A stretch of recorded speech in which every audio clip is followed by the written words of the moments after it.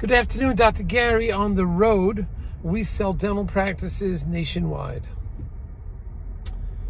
Today's topic is buying a dental practice. Buyer confused whether to purchase or keep working for a DSO. We'll get into this question and hopefully provide you some great answers. As you know now, we're in 28 states. We have 10 employees, and we've been doing this including 2 CPA accountants. We've been doing a dental practice brokerage for 13 years now, and we've expanded to 28 states. So we're excited about that. Now, we're available to you every single day except Christmas and Easter when we take off.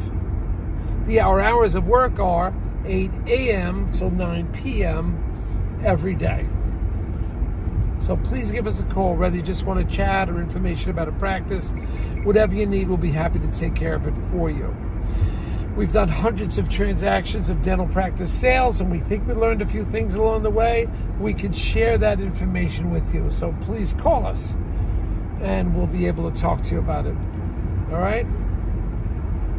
Now, the information you're about to hear is for entertainment purposes only. It is not legal or business advice. Okay?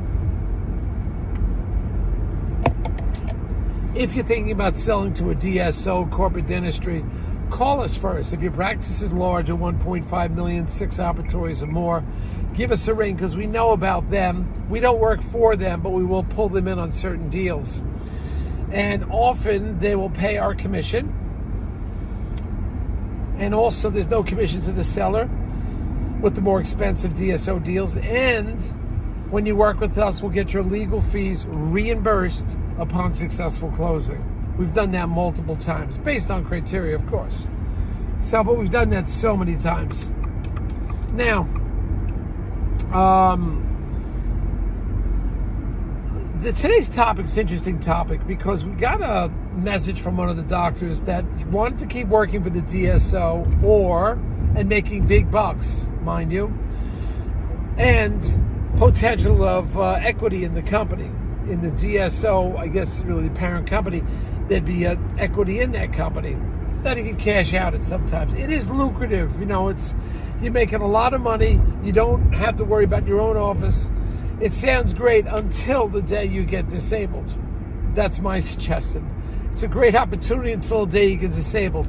Then your income goes down to zero at the DSO. Zero. That's it. It's over with. Now, if you own your own practice, you can get friends to work for you, other dentists. You can get hygienists in there working. A lot of other opportunities for you. But if you get disabled, aside from disability insurance, it's probably not going to be enough to cover all of your expenses. You have no income coming in and you can't work. You can't go to, they're not going to pay for your work. You're not there. You're not a producer. You're not collecting anything. So that's not happening. So that's something you have to remember. That's one thing. So the doctor was talking about the stock options they give. Granted, if you're like an Army type of fellow or gal, and you don't ever want to have your own practice, it is true, the stocks that some of these DSO can give is worth 2 to 2.5 times when they recapitalize the amount. You're not going to get that anywhere. Just not going to get it. I wish I could buy some of that stock. You can't buy it. It's only sellers and employees sometimes. So that stock is really hard to get. It's private equity stock and it's not given out. Besides, when you give out that kind of stock, your real value is less, you as a company, because you're giving up stock. So there is great value in that. So I will agree to some extent, but that's if you don't want to work on. That's if you want to work on their dream. That is not yours. My answer is work on your dream, not your employer's dream. Don't leave the employer flat. Try to work with them if you're going to buy a new practice and so forth, and go out easy so they have coverage, and they've been good to you. Try to be good to them. But being self-employed, you have certain tax advantages. And that could be 20% of your income, those tax advantages. Legitimate write-offs, in other words, that you could do through your own business. Legitimate legal write-offs you could do through your own business. You can't do through them. Through now, because you're either A, an employee, or B, a 1099. Either way, you're an employee. Sometimes you can get away with that 1099, but that can be trouble too. Speak to your accountant about that.